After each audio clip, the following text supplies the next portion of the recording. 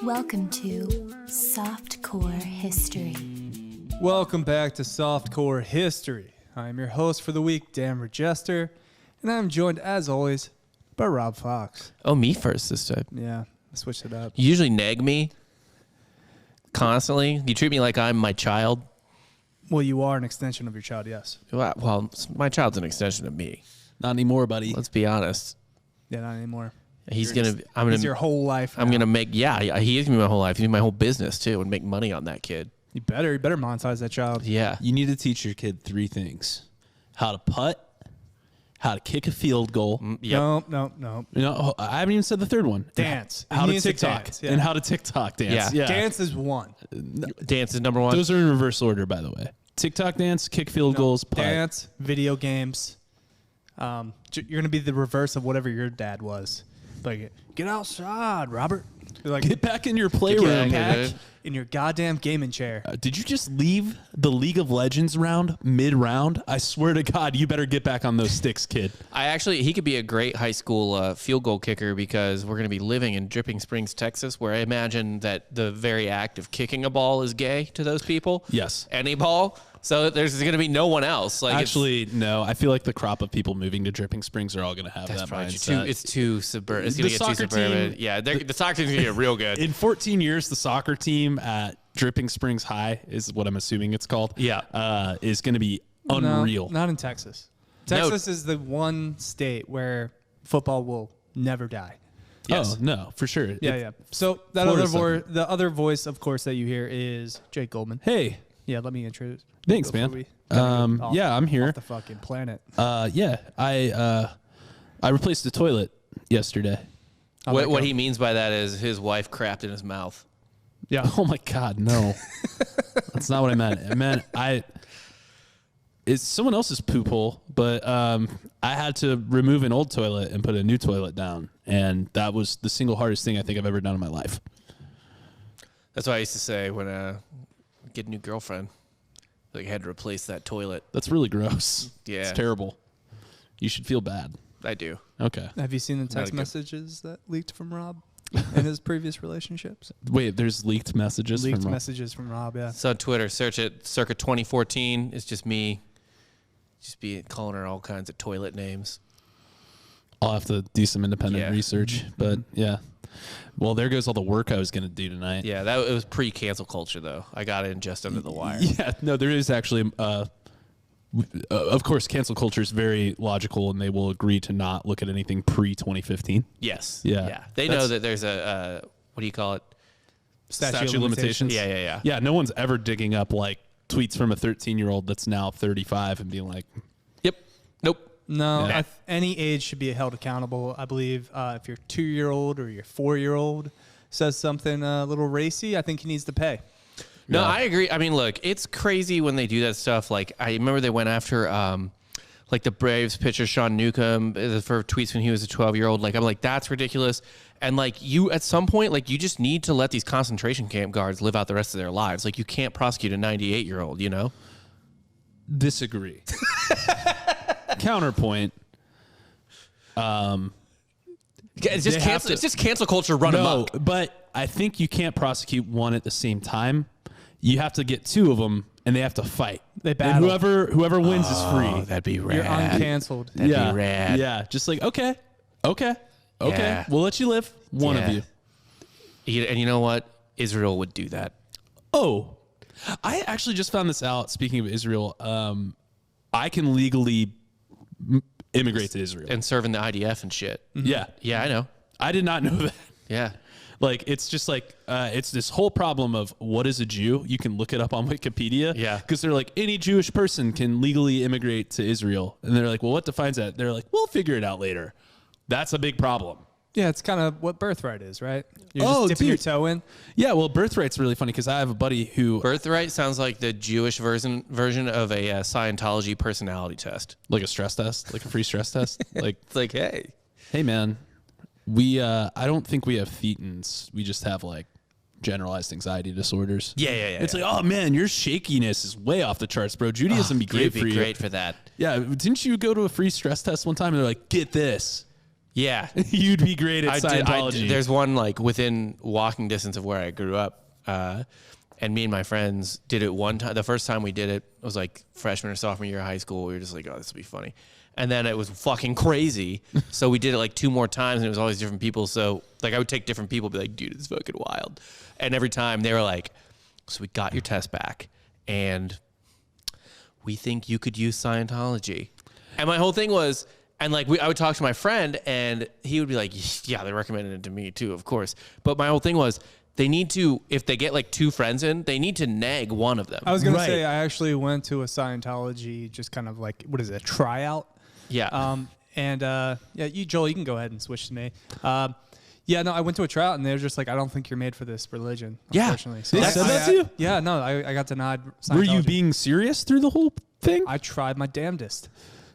What is Dan trying his damnedest at a? Apparently I was too poor. That's fair. That's fair. That is the but thing. honestly, the poor ones, I guess it depends what each chapter needs. Because in a lot of ways, the poor people, you get some good stuff out of them. You get a lot like of their whole life, like evangelism, I mean, right? Yeah. Like John Travolta. Like John Travolta has a plane; he can go fly wherever he wants to. They're just gonna get money out of John Travolta. Yeah. Like Dan though, desperate.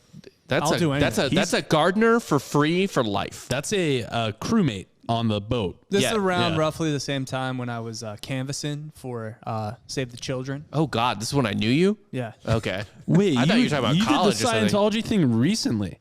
Yeah, why not? I was Lots of I was reasons. I was a lost little man. Dude, it would have been sick if you got like wrapped up in Scientology and we had to get you out. I wouldn't have. Yeah, no. Why would you waste your time? I would have rather watched how deep he could go. He's just hanging out with Tom Cruise and like David Miscavige Yeah. one day. What if I worked my way up though? That's what I'm saying. Yeah. You and Tom Cruise just at the I don't fucking think, see, Oscars. I think Tom Cruise is at the bottom. I don't think he's top line. I disagree. He's their Jesus Christ. Yeah. And I mean that as literally as I possibly can. Yeah.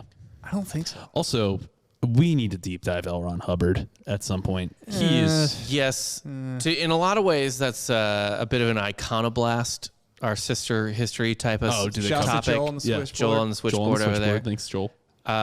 Just in that they are much better at doing like multiple parter episodes. We need to do a shallow You dive. can't do an hour on Elrod. Elrod's You don't think not I can weird. do Honestly, he's not weird enough for me. Dude, he's pretty fucking weird. It's not that weird. Okay. Compared to the people I have, my bag of misfits. Well, speaking of your bag of misfits, who we got today? Well, we'll get to that. But first, let's go ahead and pimp out the podcast. Go ahead, leave a 5-star review. Helps with, grow the pod. Tell a friend about the pod. And we've had steady, legit growth over the last couple months. Yeah, we're slowly growing every week, but we could grow faster. We would like to grow faster. We would love to Put grow us on faster. steroids. Get us on a cycle. Yeah, we're monetized now, so we'd like to make a little bit more money. Of course, buy a T-shirt, softcorehistory.com. A hat. A hat. This is all just a play for the brand. I really need to get you your hat, by the way. Do you have it? No, I don't. the hats are yeah, nice. give me my goddamn hat. And I promise you, this week, Topsy the Elephant, that T-shirt will be out. It's gonna drop. It's going to drop this week, so go ahead and look forward to that. By the time you listen to this, it'll probably be a day or two before it's out. But next week or so, we will have Topsy the Elephant. We'll do a whole post about Yeah. Topsy the when it's electric, live. the electric elephant But T-shirt. share it with your friends. I feel like we're an easy listen. We're casual. Yeah. We're soft. just 3 fucking idiots. Yeah, we are the biggest morons. But people say they learn something from every podcast we do. So Well, you can't know everything. Right. It's impossible to. Yeah. No matter how hard I try. But for this week, Jake, reaching into my bag of misfits. You're bag of freaks. My bag of freaks. We might even do like a children's book. I pitched this last night. It was, we really need to do a children's book that's not animated, but drawn, I guess. Illustrated is the word. Just called Dan Regester's Big Book of Freaks. It's just going to have like Iron Mike Malloy. It's going to have Timothy Dexter. William Walker. The guy that committed war crimes in a very fun way. In Leo World War Major. II. Yes, him. Yeah. Well, today is actually the least impressive of the bios that I've done. Wow. Way to lead off. Yep. Well, there's a reason for that. Yeah. So I'll just tell you his name, and let's see if apparently Joel never heard of him, so I'll see if you guys heard of him. His name is Elmer McCurdy. No. No, that sounds like an auto-generated name from the 1930s. That's like, it was between that and Fudd when they were thinking of the cartoon hunter. Yeah, Yeah. like Elmer McCurdy McCurdy sounds like a Dust Bowl interviewee in the Topeka Times. He's like, I think the dust will settle soon. Yeah. Yeah, never did. I think for me, I think the Dust, and I do think this both like having read everything I can about the Dust Bowl and just as a healthy skeptic, the Dust is a lie of the liberal media. Mm-hmm. Mm-hmm. There was no dust. It was Jews. Yeah. Yeah, Jews did that. Yep. They went around and actually just stomped on the crops. Yeah, no, it was a real concerted effort. We crazy. really dusted it up out there. And I mean, Hitler was so involved, like he was so plugged into American culture that he actually saw that in the 30s and was like, oh, I know what I got to do. It all connects. Yeah. Yeah. Butterfly It effect, all you know? makes sense. We had a great guest on another podcast today who was genuinely a really smart guy, but he brought up Hitler so fast. He broke Godwin's law within 5 minutes, Yeah. which I think we just did. But Yeah. We do, but we know Godwin's law. So Well, Yeah, so- we're not making Hitler analogies. no, No. we're being self-aware. Yeah. That doesn't make it better. No, it doesn't. Yeah, it no, really it doesn't. super doesn't. Either way, Elmer, born in Washington, Maine on New Year's Day, 1880. Little New Year's Day, baby. Okay. To a 17-year-old single mom, Hot. Sadie McCurdy. Unsure of who the father was. His mom was pretty old, to be honest, 17, at that stage, and you know, 1880, yeah. yeah. Well, she You gotta wasn't sure who the father was. She believed it could have been her cousin, Charles Smith, Yep. who bailed immediately. Elmer actually would use Charles Smith as an alias in his career later down the line that we'll get to. But in order for Sadie's brother George, or Sadie, to kind of not... Sadie. Is it Sadie? Sadie? Yeah, it's Sadie. Yeah, Sadie. Sadie Hawkins dance? I gotta tell you, that's right. a pretty Damn. Sadie. It's a pretty It's easy name. S-A-D. She was probably very saddy, but Yeah, she was Yeah. a Sadie. Yeah. she was a saddy when that she was baby a Sadie came. baddie, you know? Yeah. Batty saddy. So Sadie's brother George and his wife Helen adopted Elmer to save Sadie the embarrassment of raising an illegitimate child in 1880, of course. George dies of tuberculosis. As one does. When Elmer was 10. God, this is all just so on brand for That time period? Yes. yeah. Yeah, we're trying to run through this quick just to completely. get to the real. How many people were juice hit by of a the story. train? That's what I want to know. We'll get to that. There always is. Yeah, I was kind of inspired by last week's topic. Obviously, we did the blood feuds. Go ahead and check that out. It was Jake's episode. But I kind of wanted to go with like a little bit of a Western theme. Yeah. Played a little Red Dead this week. Okay. Oh, dude, good. Okay. So we'll get to what Elmer actually did. I just got to get through kind of like a little setup. Context. Yeah, a you little got to provide context. Yes. 1880 is terrible. So Sadie revealed after George died that Elmer was actually her child, and she wasn't certain who the father was. So Elmer transformed. Well, from she was an- 27 by then, Yes, so it's fine. Yeah. this is true. She's But almost dead. at Yeah, this point. yeah, it's on her deathbed. Elmer's transformation from an innocent little hillbilly incest youth to a rebellious backwoods alcoholic outlaw would feel like slowly begin. Those are just like two parallel lists of synonyms. It's really just like, if this kid were a Pokemon, that's the evolution. Yeah. Like it's incest little innocent boy to Yeah. backwoods raging Like, you went alcoholic. from what Charmander to Charmeleon. Yeah. Yeah, It makes sense. and I can't wait to see what Charizard looks like. Lots of fire. He bounced around and drifted all over the U.S. as a plumber and a lead miner, never being able to hold down a job for too long. Sounds as like that was good for his brain. he was mostly intoxicated, but also probably hallucinating from the mining lead. Yeah, Yeah. yeah. Lead does it. So he's a incest, lead poisoned Alcoholic. orphan, or not orphan, bastard. Yeah. Incest bastard. Bastard in a huffing lead, lead and, mine. and drinking like 3x fucking booze out of a jug. yeah. Jug whiskey. Sounds like this is going all the right places. Hold your 2X. I'll take some of that 3X. Yeah, honestly, why isn't there just a brand of whiskey, like batch whiskey now, that's just in a jug with 3 X's on I'm it? sure there is. There has There's like to be. 5 whiskeys that are just in varnish cans. It's true. It's true. Because, like, I had to buy some paint thinner yesterday. Yeah. And it looked like booze. Like, Right. yeah, it looked like craft booze. By the way, it's like a funny thing for a alcohol company to do. Like, oh, yeah, we're putting in a varnish can. At some point, I'm not saying they shouldn't do it because I'm fine with natural selection, more or less working out. But at some point, a child who wants to drink is going to see that and then see the varnish can and be like, oh, well, might just be like a little extra. You know what I mean? Like there might just be a little more booze in that, and so like they don't usually put it on the bar. Or my dad wouldn't put that on a bar cart. Like that's why it's in the garage. Yeah. No. And then he mixes that with some Minute Maid lemonade and dies. Or he's Iron Mike Malloy and is fine. Yeah, Well, it's one or the other. fine, Yeah. So a lost soul drowning his sorrows away, making his way west. Of course, he ended up in the U.S. Army for a brief stint. What years? So this was around 1907. Okay. Yeah. Elmer was a machine gun operator based in Fort Leavenworth, Kansas. I actually been there. Yeah. Actually been to Fort Isn't Leavenworth. your girlfriend's dad? Is he? No, he is not at Fort Leavenworth. He's Okay. at Fort Riley.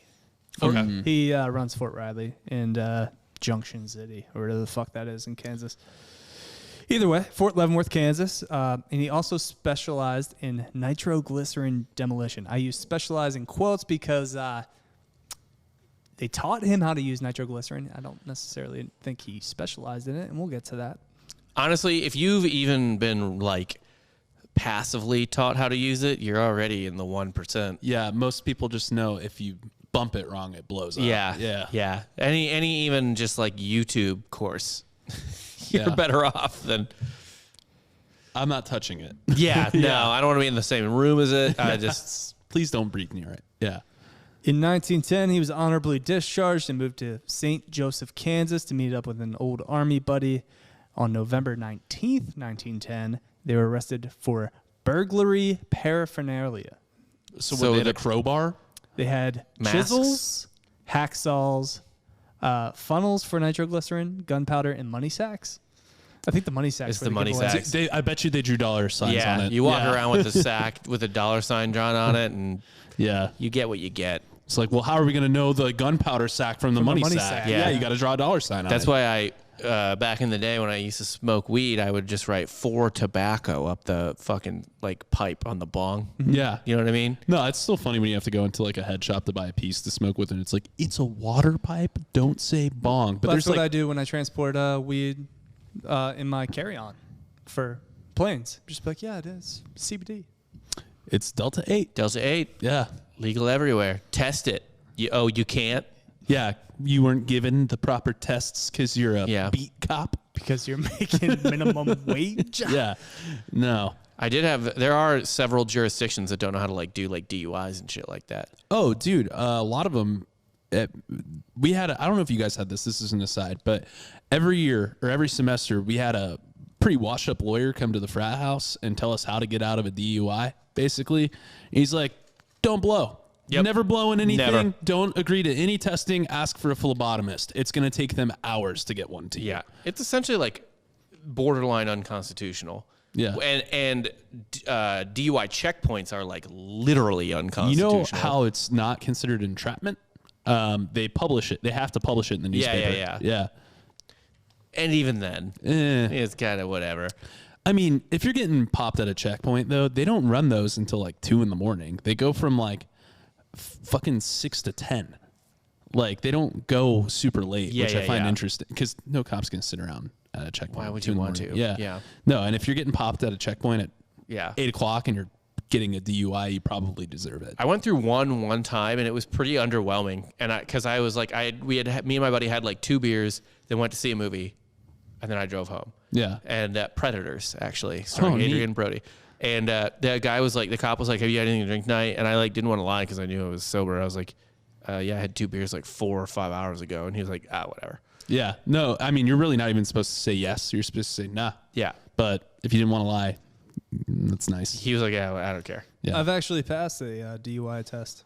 Checkpoint or test? Test. I've passed the test, but did you passed it drunk? No. I had a few beers in me though. I was on a first date. That was fun. Did they make you do the stand on one leg thing? Mm-hmm. That's actually. I counted backwards. I did the alphabet. Did they make you do the alphabet backwards? That's stupid. Yeah, and I'm like, you want to give me something else? I can't really do that. Sober. Yeah. I can barely speak. Yep. Sir, look at me. How literate do I look? No, I got nothing. I got nothing for you. So they end up getting off by saying the equipment was needed for a foot-operated machine gun they were inventing. Oh. Classic. Yeah. That's actually how I got out of a DUI one time. He's like, sir, I'm on the way to invent a machine gun. Oh, carry on, sir. Yeah. And I'm pretty sure they got to use the we're troop card. Yeah, well, former troops. look, play that card. Although Always I don't, play that card. I feel like back then, a lot of times, they're like, you goddamn army boys. Like, you goddamn sailors. Think you're coming to town all drunk and grabbing our women's privates. Get out of here. Like, it's not like now where it's like, thank you for your service. And they put your picture up in the fucking Walmart and shit. Like, Yeah. I feel like the support your, like, there was reverence for, like, Civil War soldiers. Kind of, but it depended on what side of the war you were on and where you were. Like, if you were in the North and you were a Confederate, yeah, no. Well, no, yeah, exactly.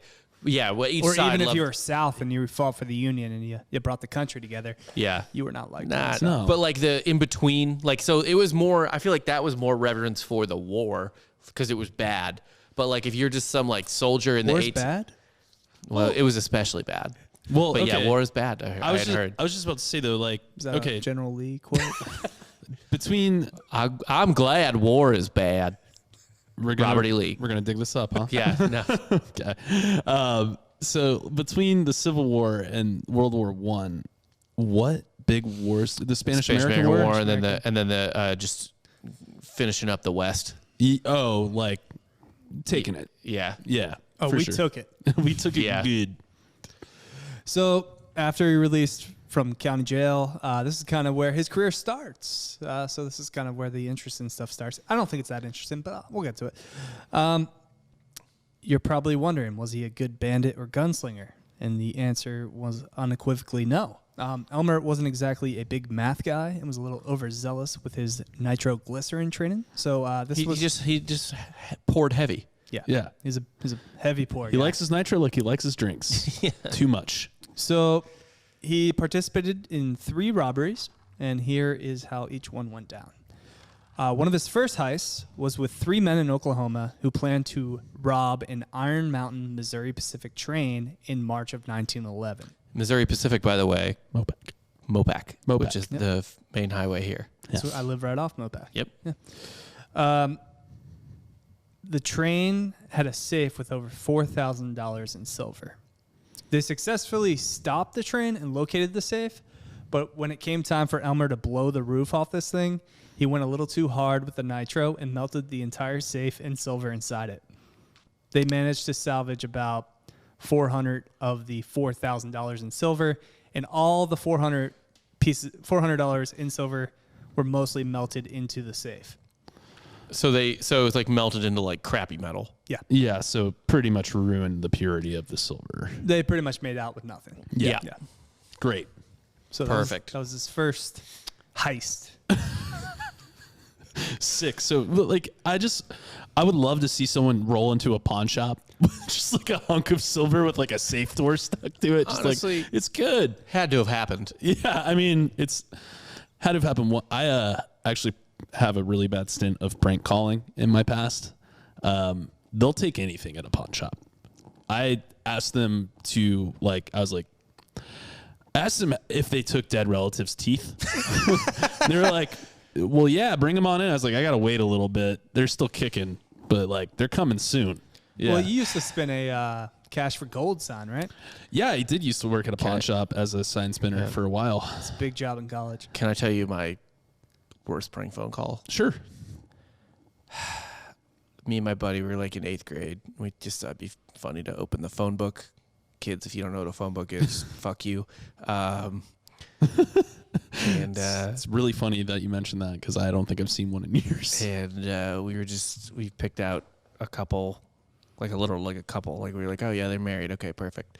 And I called and I was like, hello, I'm Ted Woodward with Johnson & Johnson law firm. I'm calling to confirm that this is where I need to send the divorce papers. Because a lawyer would do that. Yeah. Yeah. They wouldn't just serve you. Yeah. All right. Yeah. And the guy was like, what? And I was like, yeah, yes, sir, divorce papers. That's really fucked, dude. I know. What happened? What if you broke up? And a he was marriage? like, let me go ask my wife. Like literally, he was like, and I was like, honey? And I was like, hang up. I just hung the fuck You up. didn't see that through? No. Did you at least like block your number beforehand? We star 67. Yeah, of course. So you can't. Yeah. Okay. Sorry, Dan. I'm going to have to do this too. For 4 straight years in high school, about once a month, I'd call the same dude. I actually still have the guy's number in my head, like burned into my head. And then I stopped when I graduated. And I came back home, like senior year of college. Yeah. I called the guy again when we were all hanging out. He was like, I think he probably had like a nice breath of fresh air and like realized it wouldn't happen. I can't believe the guy didn't change his fucking number. But like, That's a bitch. yeah, I know. But sorry, guy. What'd you do to him? Lots of stuff. A lot of random. We had a community college in town, and so I would tell him I was doing a survey for the local community college. And then I'd be like, you don't have to answer these, but this is a sexual preference test. I'd be like, and I'd be like asking him random shit. And then I'd get like progressively more fucked up. Just be like, Such a good cover too, because they'll be like, God damn, these colleges. yeah, every time pretty much it was a CFCC survey. Just like end with something like, something stupid like, so does your mother enjoy it when you give it, right? Something stupid like that. He's like, goddamn kids, every morning for 8 years. Oh, yeah, man. Sorry. Change your number. Anyway, Dan, go ahead with this guy. It's your fault. Yeah, it's your fault. I'm a piece of shit. It's a victimless crime unless you're breaking up a marriage like Rob. Like Rob, yeah. It could have made it stronger. Sure. I would never do that to you. In September 1911, Elmer and company robbed a bank in Kansas. After spending 2 hours with a hammer going through the bank wall, McCurdy Seems like a long time. You're not in and out of there. Were they Shawshank Redemption? Good Lord, did they kill all the cops in town? it was at night, so the bank was closed. Oh, so okay, they all right, hammering that makes through more- like Shawshank. McCurdy placed a nitroglycerin charge around the door of the bank's outer vault. The blast blew the vault door through the bank, destroying the interior, but did not damage the safe inside the vault. McCurdy then tried to blow the safe door open with another nitroglycerin charge, but the charge failed to ignite. After the lookout man got scared and ran off, McCurdy and his accomplices stole about $100 in coins that were in a tray outside of the safe and fled. Okay, so they're out a bunch of nitro. They've managed about $500. Well, in no, two heists. $100 in $100. Then I mean, they probably got a couple grand. Still, that's a lot of juice. That's a lot of squeeze for hardly any juice. Yes. When you're doing like pyrotechnics to get your fucking money's worth, like I imagine the prep and the time, the payoff is not what you want. No, they're 0 for 2 right now. Yeah. Yeah, especially with what they could end up with. Right. Yeah.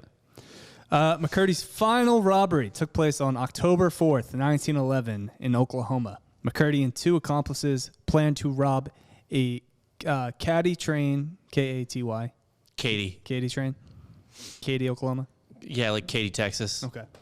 After hearing that it contained $400,000 in cash, and that was intended as a royal payment to the Osage Nation. Osage. Osage? I'm going to, Yeah. okay, real quick. This guy uses fire a lot, right? In Yeah. explosions. I got to think cash is the worst thing that he could possibly try to steal. If you destroy silver with your explosions, like a metal, Yeah. If you're melting it to the safe paper's door, paper's not going to done, do great. dude. Yeah. Well, they don't even At some get... point, just take the safe. They don't even get to it because they mistakenly stop a passenger train instead. The men were able to steal only $46 from the mail clerk. Great. This guy sucks. 2 bottles of whiskey, Okay. an automated revolver, a coat, and a train conductor's watch. Were those hot? Was that a hot commodity? Back then. They're just taking. They might have. At that point, they might as well just gone through the whole fucking train. You and rob everyone on the take train. the jewelry, all the jewelry and shit. Yeah. Unless you have a pussy-ass lookout guy again. Which I don't know how you have a lookout guy in a train. You're on that train. That's and also, it. you rob the train in the right part. Actually, that's like my favorite scene from Assassination of Jesse James.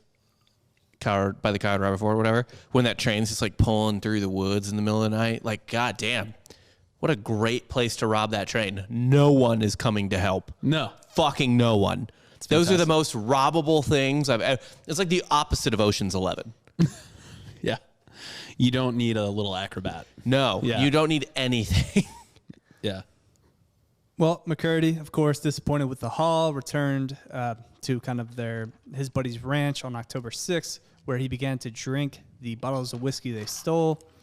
By this time, he was also ill with tuberculosis, which he developed after working in the lead mines, of course. Well, it runs in the family. Yeah. TB, huh? Was he still working the lead mines in between robberies? No. But Oh, he just sat around there long enough. yeah, it's kind of just, Honestly, I assume working in any mine in the 1800s, and I don't know how historically accurate There's this for is. sure long-term It's just like effects. if you you took like a bowl and you just packed it full of lead shavings, and then you just lit that fucking bowl, and we're just every day.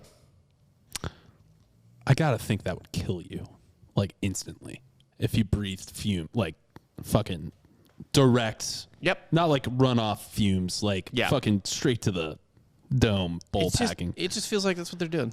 Yeah. he also had a mild case of pneumonia. Oh, that'll get him. But in the early hours of October 7th, a posse of 3 sheriffs, brothers Bob and Stringer Fenton and Dick Wallace, tracked McCurdy to the hay shed using bloodhounds. Who? They surrounded the hay shed and waited for daylight. They surrounded him. And, You do a lot of stories on people surrounded in shed. sheds until daylight. It's true. Or just surrounded in sheds, I guess. Surrounded in sheds. They killed, what's his name? Or adjacent. They right? killed the Lincoln guy at night. nighttime. Yeah. What Boston Corbett did, yeah. Yeah. Another freak for your book, by the way. Another freak. Wasn't the Hatter guy that was always high Yeah. on like crazy from Mercury? Yeah, this is your second huffer. This is your second 19th century huffer. Well, McCurdy, realizing he was surrounded by the sheriffs, started firing. They fired back. McCurdy was killed by a single gunshot wound to the chest, which he sustained while laying down. What? You're probably thinking, oh, well, this was pretty uneventful. But the story just begins here. Oh, thank God. I was honestly wondering like how you were going to fill time. I was seriously like, this can't be over. Well, like I said, he lived a very uneventful life, but his post- I disagree with that assessment. He had 2 train heists and a bank robbery but, with nitroglycerin. that all failed. Yeah, that's not Miserably. uneventful. So you lose the Jim Kelly led an eventful life. He lost the Super Bowl like 4 times. Unimpressive, not uneventful. Okay, Unimpressive fair. life. that makes sense. His post-mortem life, a little different. Wait, his post-mortem life? Mm-hmm. How? Well, essentially just what they did with his meat. Yes. So his body was taken to an undertaker in Oklahoma where it was unclaimed, of course. Joseph L. Johnson, the owner and undertaker, Is this how we treat our veterans? Fucking ridiculous. embalmed the body with an arsenic-based preservative, typically used in embalming in that era to preserve a body for a long period when no next of kin was known. He then shaved the face, dressed the body in a suit, and stored it in the back of the funeral home. I can think of few things worse than shaving a dead man. Shaving a dead man's pubes. Why would you do that? I don't know.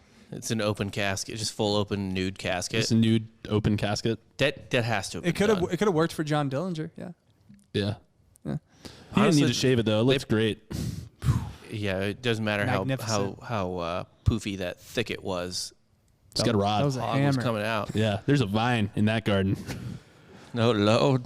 As McCurdy laid unclaimed, Johnson refused to bury or release the body until he was paid for his services. So Johnson Sounds then, like his fault for taking it. No next to kin, I'll still do it. Yeah. Johnson then decided to exhibit McCurdy to make money. He dressed the corpse in street clothes, placed a rifle in his hands, and stood it up in the corner of the funeral home.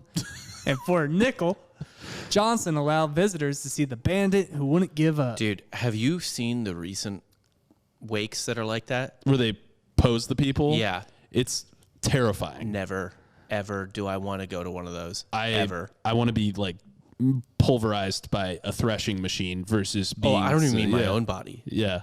Like, if I had to go to a friend's wake and they were posed like that, I can't imagine what any of my friends would want to be posed. I would. I want to be would posed in like a rather- b-boy stance. just like Just kind of like. breakdancing, like the rigor mortis just stiffens you up while you're on your head posed. Yeah. I would rather watch like. Watch your back, Yeah, dude. you've been knocking that You're American gonna- flag all day. scoot up, I would dude. rather watch a fucking like 10-year-old body be exhumed than go to a posed wake. Like the decayed body would gross me out. I would do less. the It makes more sense. I would do the kid that does that. That had to do it to him. I'll do that pose. Stand like that, just like hands in front. Had to do it to him. Dude, I saw one where they were like taking pictures with like he was in a chair and like you could high five like he was like out like this or something like that and you could be like one more time, bro. Like Weekend at Bernie's Dap shit. up. It basically. was upsetting. That's not a good look. Okay, well, this became a popular attraction at the funeral home and drew the attention of carnival promoters. Well, of Well, course. of course it did. Johnson received So what you're numerous saying offers. so the Rockefellers weren't interested. No. Carnies might have been though. Yes. Yeah, that's what I assume. Yeah. Yes. Johnson- Garbage people crawled out of the sewer to the garbage attraction. Yeah. Hot damn. Yeah, who knew? And what is the spin on this Well, for Carnies? Johnson received numerous offers to sell McCurdy's corpse, but refused. But on October 6, 1916, a man calling himself Avar contacted Joseph, claiming to be Elmer McCurdy's long-lost brother from California. Where he was not born. Yeah. Avar had already contacted the county and the sheriff and a local attorney to get permission to take custody of the body and to ship it to San Francisco for proper burial. The following day, Avar arrived at the Johnson funeral home with another man called himself Wayne, who also claimed to be McCurdy's brother. Johnson released the body to the men, who put it on a train to San Francisco. It was instead shipped to Arkansas City, Kansas. The men who claimed to be McCurdy's long-lost brothers were, in fact, James and Charles Patterson. James Patterson was the owner of the Great Patterson Carnival Show. Oh my God. The heister got heisted. His actual body was heisted away. Yeah, he's just some carnival's fuck puppet now.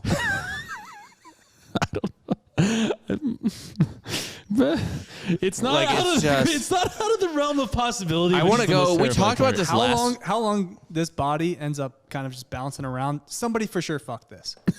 Somebody fucked this body. We talked about this last week, like, and I'm sure there's still, because we listen to like police stories a lot at this network because there's like we have a cop show and then also like we interviewed a cop today who had like crazy stories of policing Skid Row in LA and stuff like that.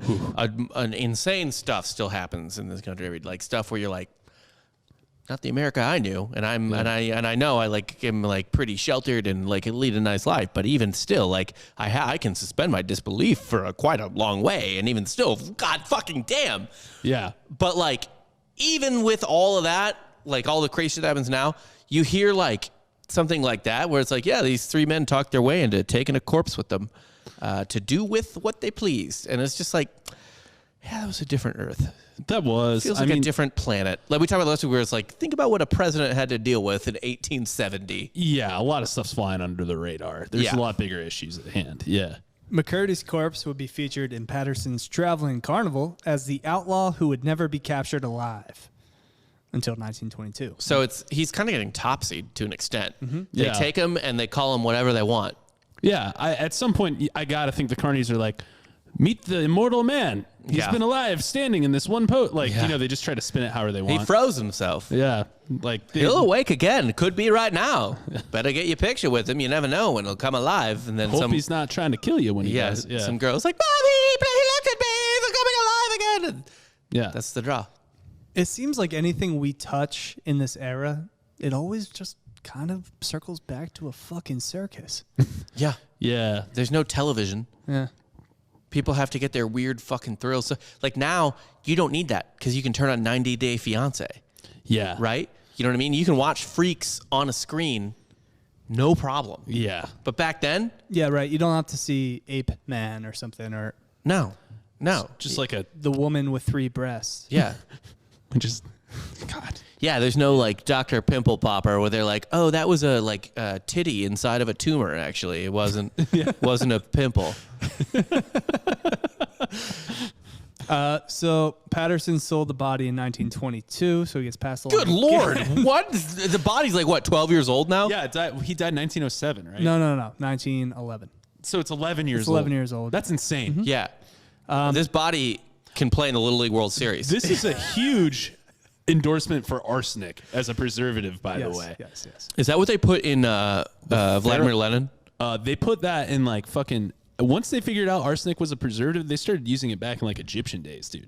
Oh shit. Yeah, like they exhumed some people from tombs that they were like, holy fuck, this is impressive. Although, so it's bought in 1922, or he's bought in 1922. It is fine. It's fine. It's it now. Yeah.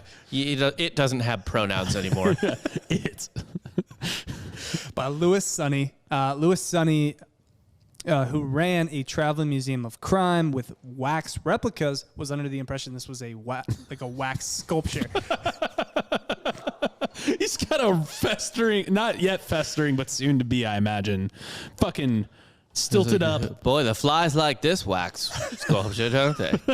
Scott. Did you make this out of earwax? It stinks. I'll take it, and I won't investigate it. Because like his museum had wax sculptures and replicas of like Bill Doolin and Jesse James. So he's just kind of going with like the outlaw theme. But he thought it was not a real person. I honestly hope that all his museum had was the corpses of homeless people whom he was told were wax replicas of. Guy's never seen wax once in his life. He's like, this is what wax looks like. They're like, hey, there's this guy. He doesn't know what the fuck wax looks like. If we just kill a hobo and pump him full of arsenic and put a pistol in his hand, this asshole will buy it for like $400. He was then sold again in 1933. This is a decade. 22 years. Decades. 22 years this body is floating around.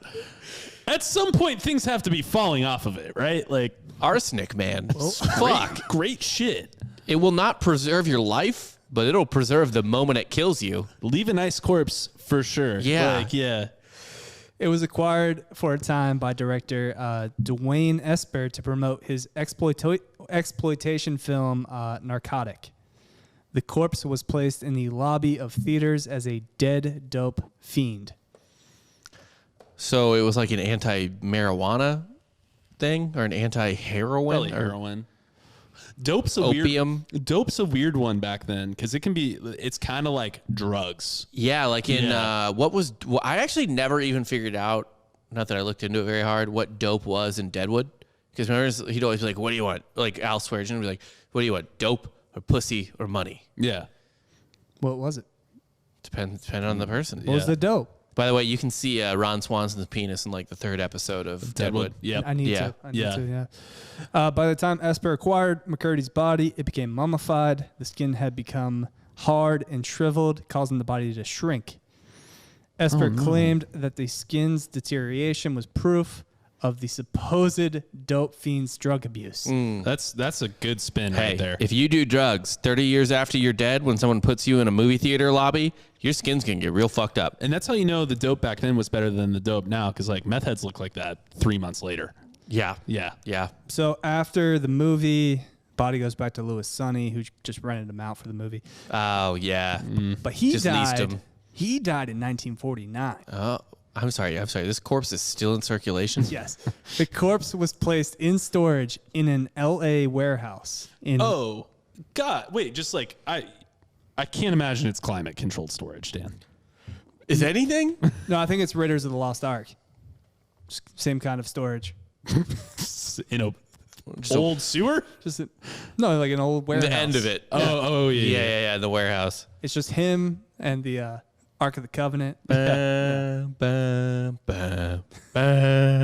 Yeah. Okay, gotcha. In 19 1964, No. We're talking 53 years. This is upsetting. Sonny's son, Dan, lent the corpse to filmmaker David F. Friedman. It eventually made a brief... He's saying? It made a brief appearance in 1967's film She Freak. So we can find a actual picture of this corpse. Oh, there's a lot of pictures of this corpse. Can I see some? I want to see the... We need to his corpse was circulating longer than he lived. Yes. That's insane. Well, he's like a traveling like Vladimir Lenin, Pretty much. right? Like Lenin just stays in that fucking glass box. I think he's still on display, actually. Where, in the Kremlin? Yeah, they didn't take him. They haven't taken him out yet. That's him. What? Yeah, that looks like a dead guy. Yeah. I don't know how you posed that because he's laying down in that one. What year was that picture taken? I don't know. 50s. So it's been a minute. Yeah. He's looking pretty good for a 50-year-old dead guy. Yeah.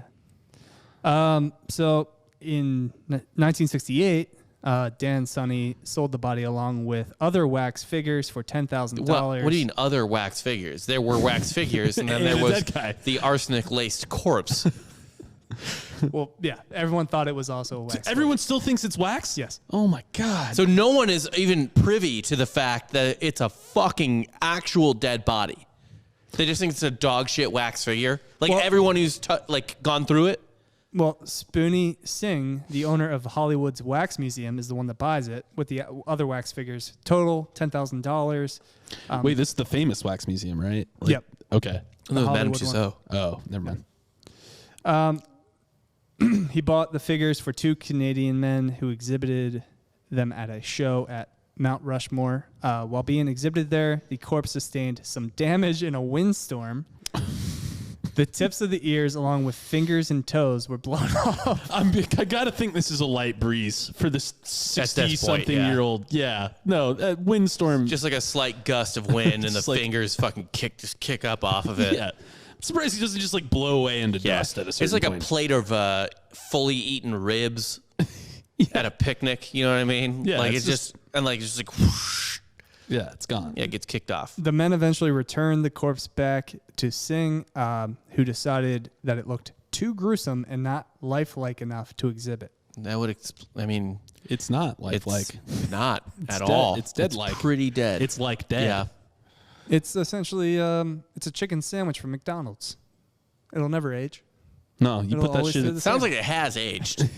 a little. Not really though. Not much. Yeah, From they still that think picture, it, not they, bad. They I think mean, it's dude, a arsenic. they think it's a wax sculpture whose like ears got blown off and just it's not What are lifelike enough. Like, It's like and weird. When This they did pick it up, like, dude, they put bones in this wax This is a sculpture. really These good wax guys sculpture. went wild with this shit.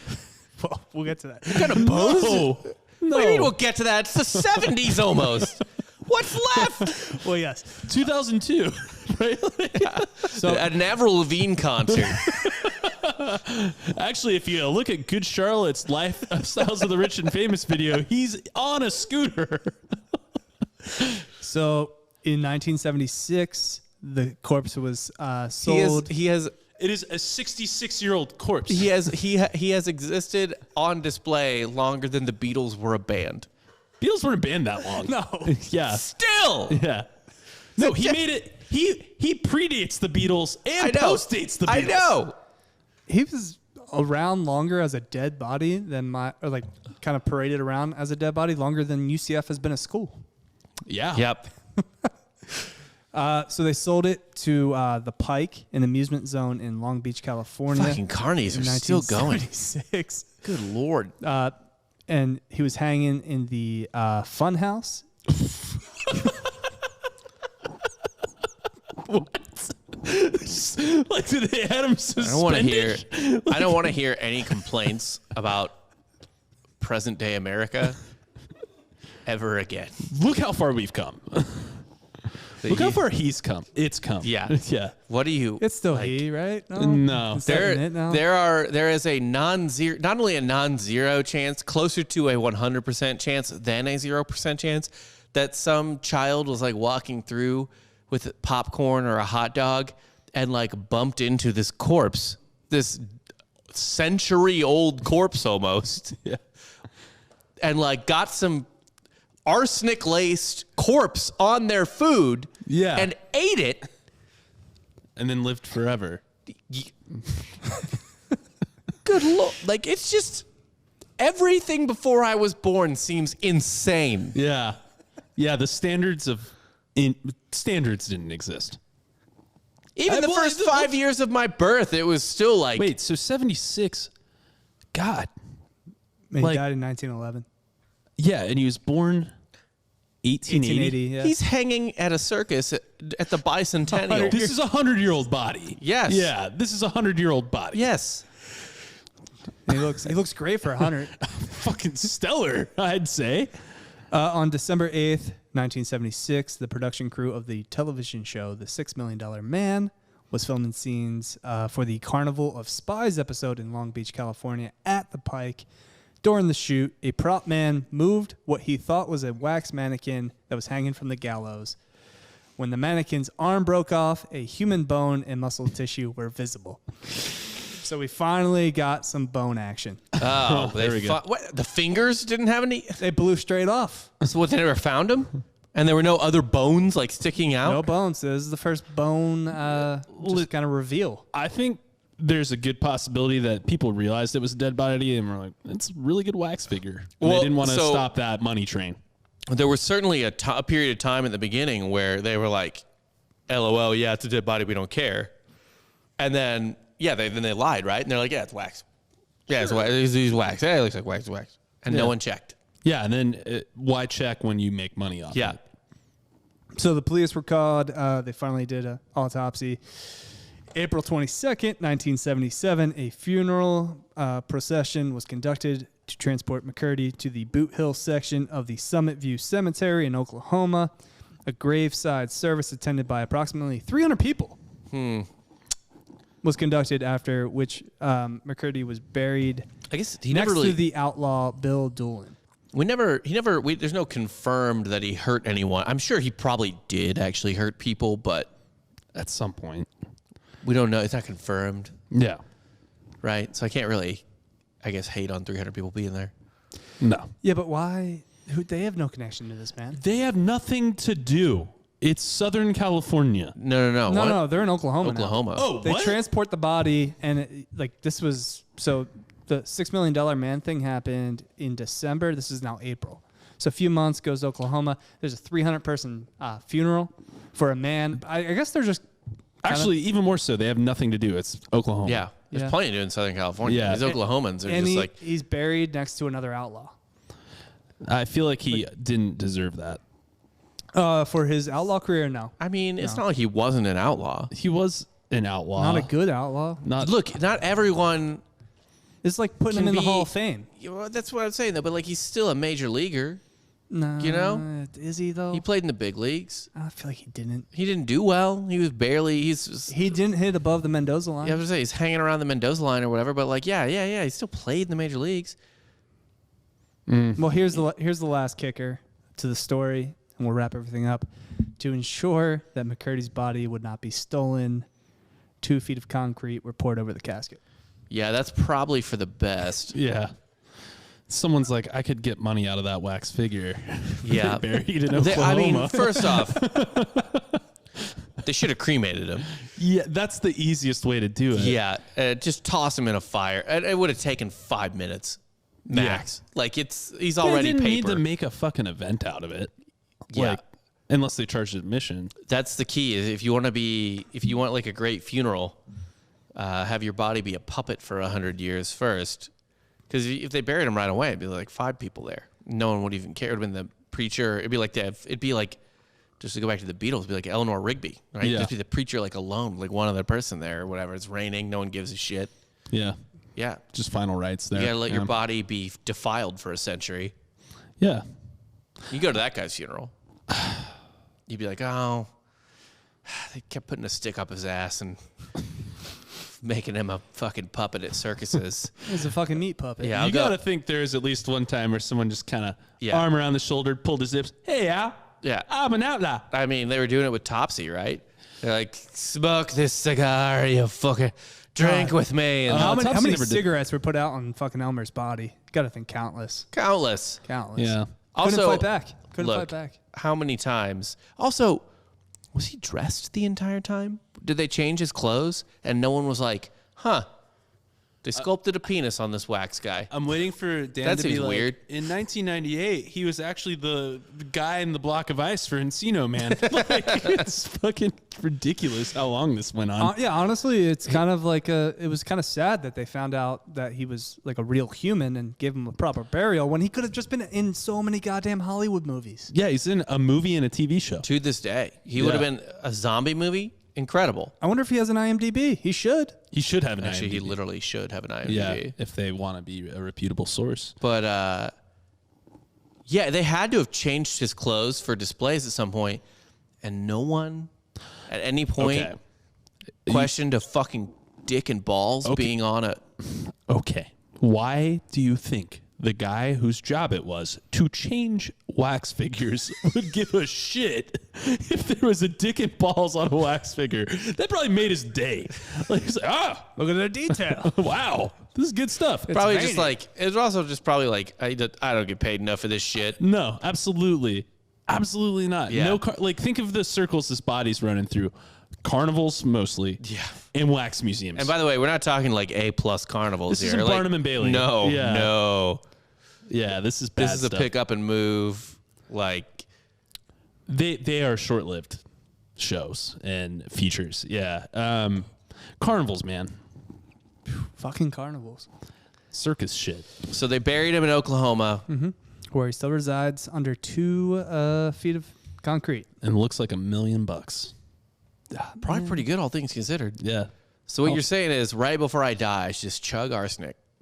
Or they could just, embalm you with it. Oh, I guess that's true. Yeah, maybe don't beat him to the I just punch. want to be hot. I just want to be a hot corpse. We've talked about this with Ross, especially where he's talking about like no matter what you do in life, max you maybe get 2 hours on Twitter where everybody grieves your death. Yeah.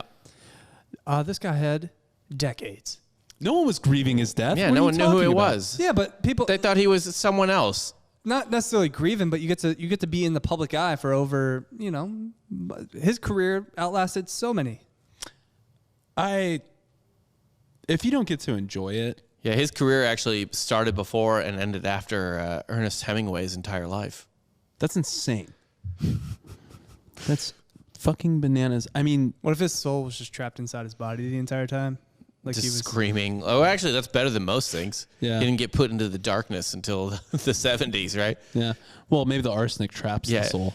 Yeah, And that's yeah, why- exactly. yeah. That's what I was getting So at. he got to There's have no some fun. He got to afterlife. be in a fun house and see little kids, and it's better than most, I suppose. Is that fun for you? More fun than a coffin. Hmm. If you have to be there for it. Yeah. If you have to be there for eternity, I'd rather be in the fun house as well. Yeah. Yeah, for sure. Why not? In a traveling carnival, you get to at least hear the drama of the day and like sounds miserable, who too. burned who with, funnel cake fryer grease over meth. Oh man, Sticky Jim threw ice cubes in the deep fryer again.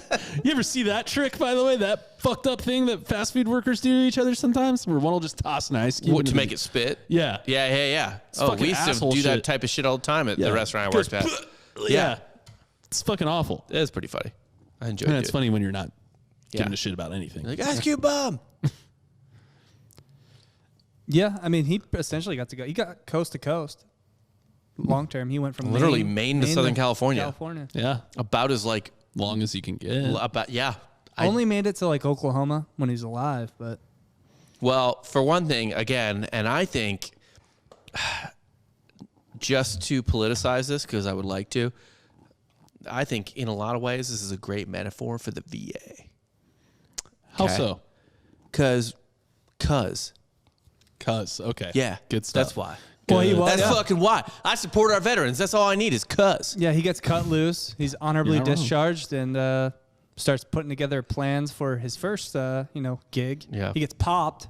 They get off because they say they're creating a foot. Their own machine A gun. machine gun's operated by foot. Oh, no, officer, I only have all this manure because I'm inventing a new bomb. It's cool. I'm a veteran. Yeah. It's cool. Yeah, it's cool, veteran. Word. On your way. So yeah, that is the story of Elmer McCurdy this week in Freaks. That is honestly your episode at this point. It's This Yeah. Week in Freaks with Dan Regesta. Yeah. Look at this idiot.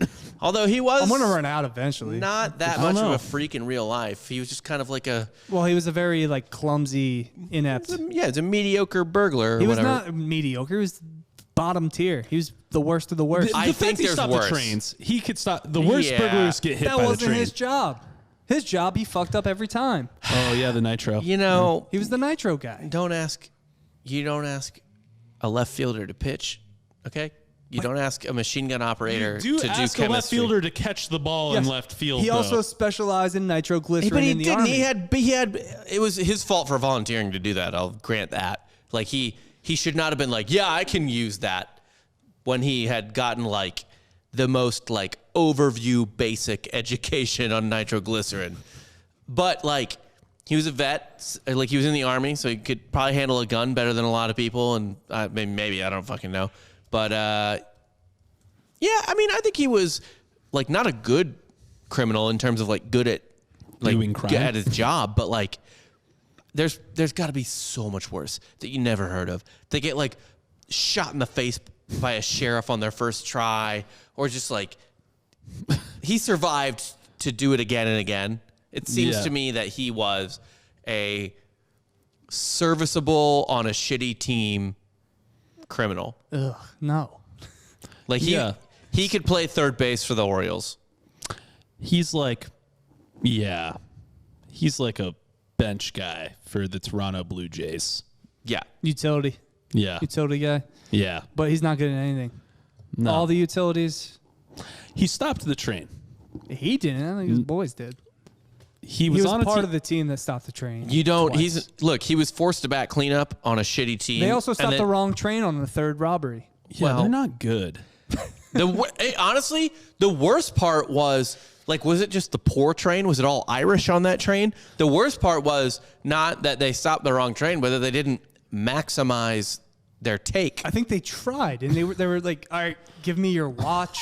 And like no one else They had just anything. didn't understand the value of things. Like it was just like everyone on the train was just like a potato sacked fucking piece of shit. it is the Dust Bowl. Well, not then. No, Oh, yeah, this is no, this pre yeah, World it's War One. yeah. This was 1911. Yeah. Oh yeah, yeah, that's right. You forgot how much his body. Just hung Yeah. out. Most of his life, he was not alive. Yeah. As I mean, normally that goes for all of us, but yeah. No, man. This is unsettling, honestly. The more I think about Can you all just- the times The he amount was- of times children were taken to see him. I don't even care necessarily about the kids, but like that's how desperate times were. Where someone probably knew it was just like a shitty corpse. and That's they were why. like, That's why freaks are on TV now. Yeah. And honestly, as much as you want to be like, oh man, TLC is just taking advantage of like my 600-pound midget life, like as much as you want to be like, I'm a midget made only of tumors or something, like whatever the fuck, like somehow, they're getting paid at least a little bit. Yeah. I guess they're not condoning TLC. They're an awful channel, but like. The freak shows that people used to have to go see to get any kind of entertainment. What did we say? What, shit don't change? Mm-hmm. Yeah, shit don't really change. People want to see freak shows. yeah, it's like mukbanging now. Like the people that just gorge themselves on food on YouTube. Yeah. A lot of them aren't getting paid for it. Yeah. Love of the What game. was that guy, Shoe Nice? Shoe Nice. Oh, wow. He would drink anything. I think one time he chugged a thing of cock. Did he really? Yeah. How did he not die? Didn't know. Yeah. Could have been fake. Could have just been yogurt. Part of me wants to believe that Elmer, like deep down, just wanted to be like this notorious, just kind of gunslinging outlaw that, like, kind of just, stood the test of time. And in a way, he kind of did. He did. Like Mendoza himself, if we're talking about the Mendoza line, right? You don't know him for doing anything good. Should but we call it, like, living a very just average life or just a very subpar life of McCurdy? the McCurdy line? The The McCurdy line. It's like, do you deserve it? Yeah. Do you? Maybe. I But don't know. everything he did was literally like by other people. Shoe Nice is on Cameo, by the way. Oh yeah. Yeah, he's alive, I think, still. What? Can No you just- free ads. Can you just like pay him to suck your dick? He's taken worse than your dick. I watched that guy eat like 3 cans of dip one time. No free Yeah. ads. Yeah. Yeah. I'm not giving him a free. He deserves it. So you're just like, yeah, but you just like, hey man, $500. Suck my dick. I think you're overpaying. I think he'd do it for a lot less. That's probably true. Yeah. He'd be like, oh man, you just give me that Subway gift card you got in your wallet, whatever's left on it. I'll eat that too. Yeah. It's a good snack. Yeah, to eat. I mean, yeah. I'm very hungry. Shoenice is fucked up, man. God. That's the story of Elmer McCurdy. Of course, we'll be back next week with Rob's episode. I'm very excited for it, actually. I already know what the topic is. Are we doing Olympics? Yeah, so the Olympics start soon. We're doing the 1904 Olympics, the first Olympics ever held in the United States, the third Olympics ever held ever in the modern era. And they were a fucking train wreck. Yeah. And it's pretty. I'm looking forward to it. Don't look it up. Don't look it up. Don't look it up. Just wait for the episode. No, Yeah. it's not you, Jake. Listen. I was going to say, I'm looking up Shoenice I'm sure videos. some people will be like, oh, fuck, I got to look at. Don't look it up. Just wait for the episode.